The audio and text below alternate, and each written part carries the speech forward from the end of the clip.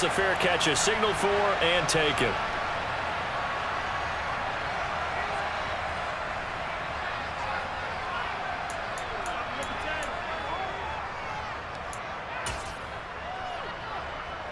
The Chiefs offense about set to begin this drive.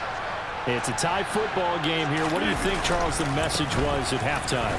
Well, I think that they probably just looked at things and said, we're fortunate that this is a tie game. No need to panic, no need to change a whole lot. We didn't play anything close to our best in the first half, so we don't have to go out and win one for the Gipper. Let's just go out and play our best football and win one for us. Second down, here's Barkley again. He's brought down at the 34. Call it a gain of 4. Heavy set out there on 3rd and 1. They'll try to run for it with Barkley. Room here to run. And he is out of bounds, but not before he's inside the 30. 46 yards rushing for him now. He's only carried the ball 4 times. So now then, the big play has him all the way inside the 30 now, 1st and 10. Rodgers going to throw. Steps away to his left. And his throw is incomplete. So many times I advocate not challenging coverage downfield, but on this play, I thought he made an excellent decision to actually do so. If that had been complete, that would have been one for the highlight reel. Oh, a great effort there. He's going to get this inside the 15, and they'll spot it at the 13-yard line. Nice run. Give him 15 yards on that one. Kansas City has a first down.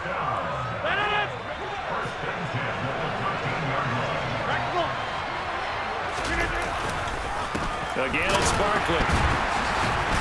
And this time they were ready for him as he's taken down at the line of scrimmage.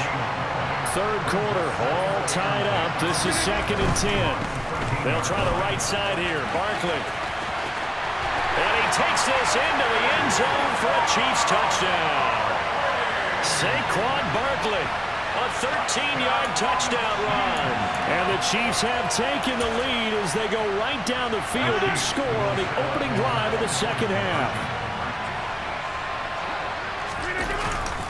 They're going to run it with Barkley. And he got it on the touchdown run, but he won't get in here. He'll be stopped short, and they'll come up empty on the try for 2.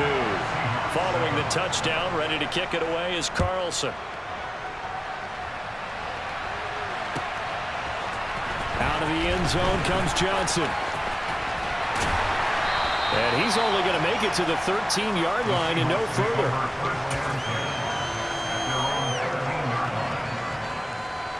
Coming to the line here to begin their next drive, the Seahawks offense.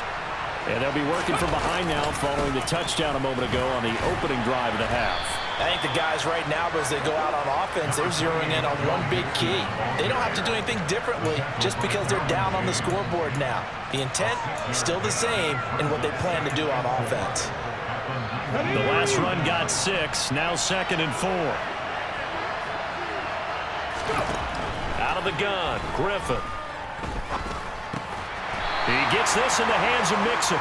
And he's able to get up here to the 26.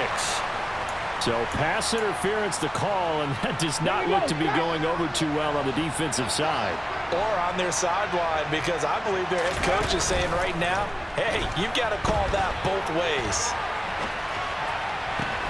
And he's going to be intercepted a 3rd time. Picked off by the Pro Bowl safety Cam Chancellor. And the Chiefs are going to take possession of the football. They exited the pocket trying to improvise. That was a tough throw, and unfortunately, it wound up in the wrong pair of hands. And, Brandon, when you're on the run, sometimes your downfield vision could get skewed just a bit. Now, the beauty of extending a play is sometimes your receivers find their way open, but oftentimes you end up closing down part of the field and bringing those defenders to the ball, and that one was picked off. On 2nd down, here's Barkley. Call it a gain of 5 that time, and they'll be left with a 3rd and about 4.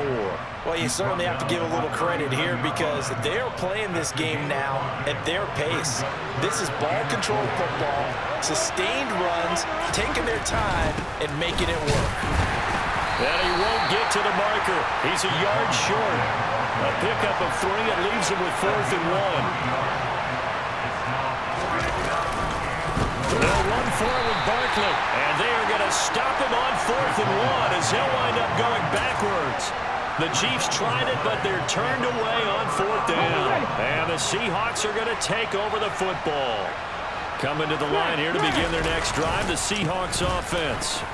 So now, Charles, this drive maybe a touch more important, trying to erase the memory of that interception they had the last time out. Yeah, and everyone goes through this because even the best in the game, you're going to have games where it just doesn't go right for you, and interceptions result. So, frankly, to me, it's all about how you respond, not just the types of plays that you call, but how you carry yourself, how you show your team that you're still with it, and how you continue to lead.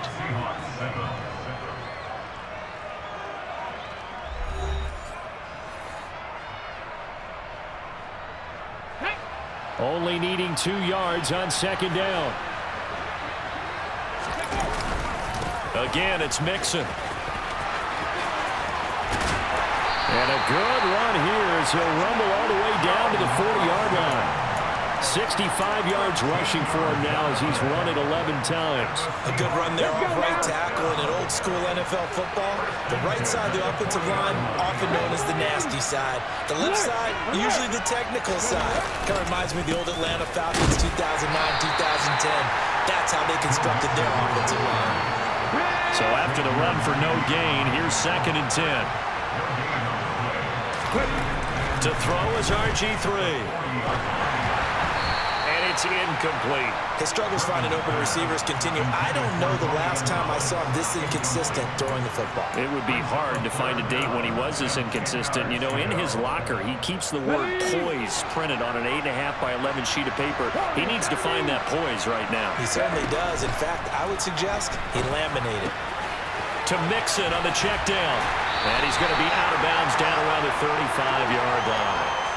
5 yards, not enough, and it'll be 4th down. He got out of bounds. That's a good thing, but still short of the first. And now, since this brings up 4th down, the defensive play caller, grab your nerves, because now you don't want to be so amped up that you give them a first down by getting out of your lanes, but you also don't want to just lay back and let them have it easily.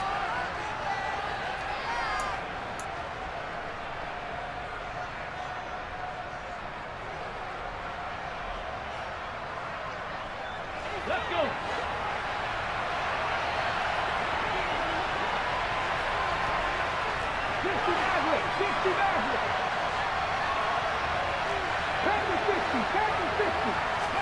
Here we go. It's Griffin on 4th down. This will be caught by Randy Moss.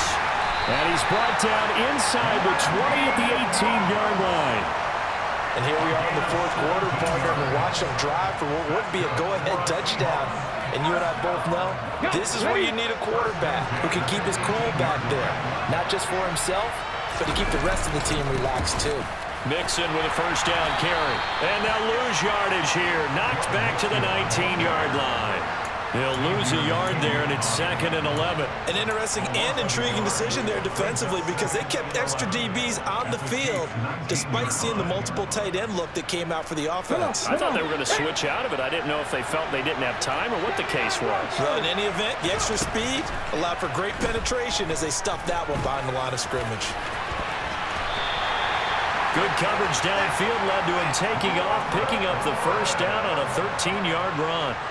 They're not out of it yet, but in order to come back, they need to play clean football the rest of the way. He makes the correct read there, passing on challenging a blanket coverage and getting the first down with his legs instead.